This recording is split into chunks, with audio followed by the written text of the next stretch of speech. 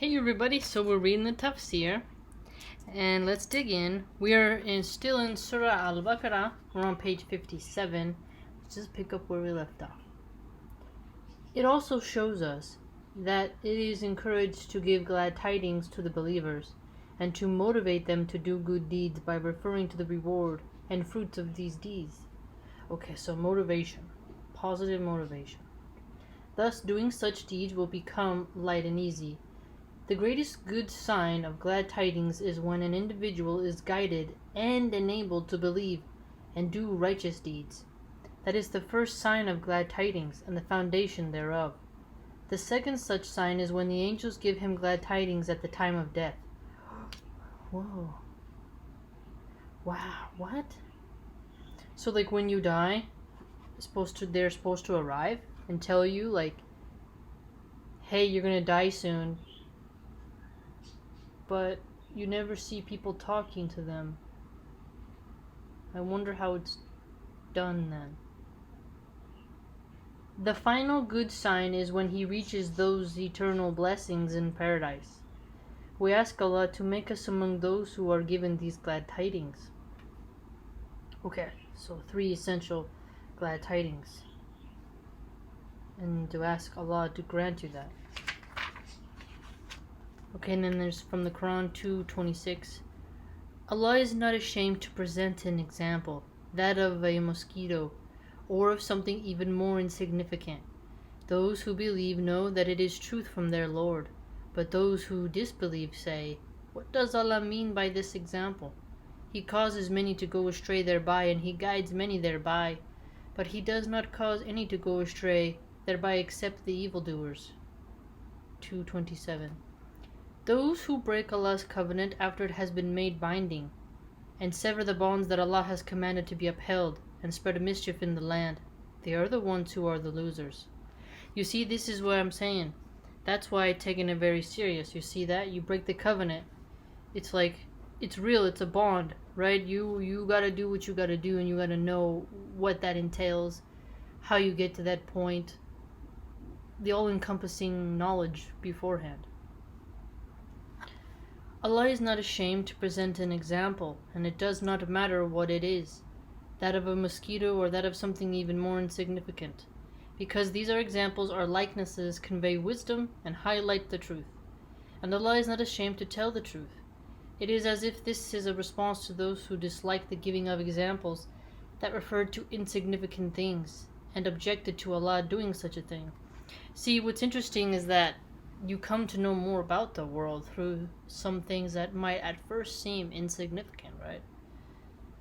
Like I learned a lot by watching the way in which small dogs operated when they are at like 15 in a group, right? There's just so many things you can observe to watch, like, that's very interesting.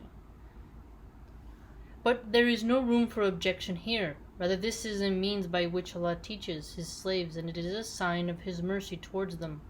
So it should be accepted gratefully. Hence Allah says, those who believe know that it is truth from their Lord, so they understand it and ponder its meaning.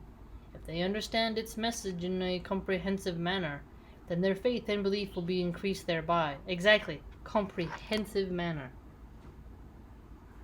If not, they will still acknowledge that it is the truth and that its meaning is true, even if the message is unclear to them. That is because they know that Allah does not give any examples or likeness in vain. Rather, there is great wisdom behind it and great blessing in it. Interesting. But those who disbelieve say, what does Allah mean by this example?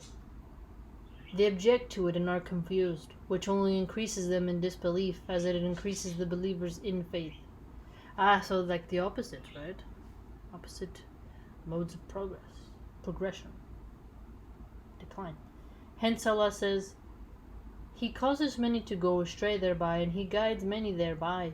This is a description of the response of the believers and disbelievers. When Quranic verses were believed, Allah, glory be to Him, says elsewhere, whenever a surah is revealed, some of them, the hypocrites, say, which of you has this increased in faith? As for those who believe, it does indeed increase their faith. and they rejoice. Increasing your faith, rejoicing in that increase. I felt that like when I feel like I've increased, it does feel good, and you're like, oh wow, that's a good sign. I feel like that's what that means. As for those in whose heart is a disease, it will add doubt to their doubt, and they will die while they are still believers. Al-Tawbah 9, 124, 125. There is no greater blessing to people than the revelation of Quranic verses, yet for some it is a trial and a source of confusion and misguidance which only adds further to their evil, whilst for others it is a gift and mercy that increases them in goodness.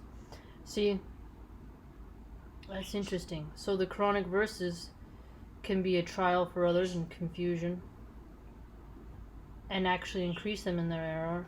But if you have your faith, you will be increased in goodness, and you will see it as a mercy and a gift. Glory be to the one who makes his slaves so different and is the only one who guides them or leaves them astray.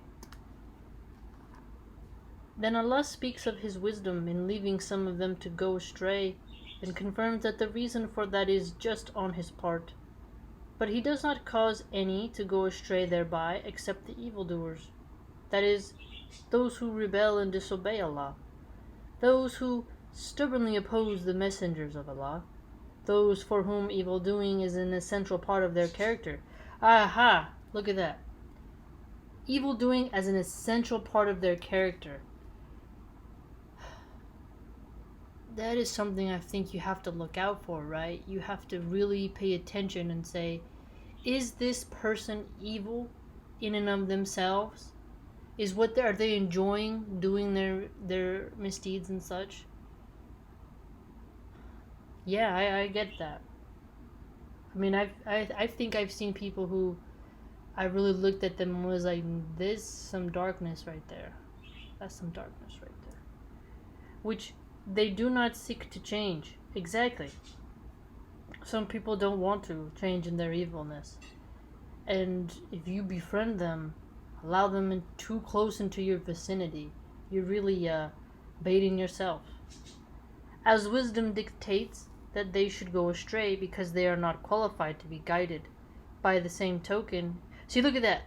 Qualified to be guided. Exactly. I do think that now that I look back on it, when I was going through my nihilistic, atheistic, just really rebellious phase, it's like, why haven't I be guided? But it's like you're doing things that prove that you shouldn't be.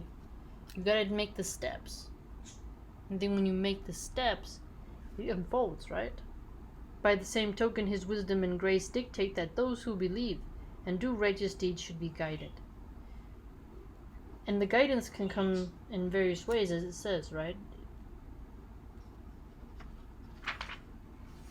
Evil doing, fisk, is of two types. Okay, this is important. Alright, we're gonna learn.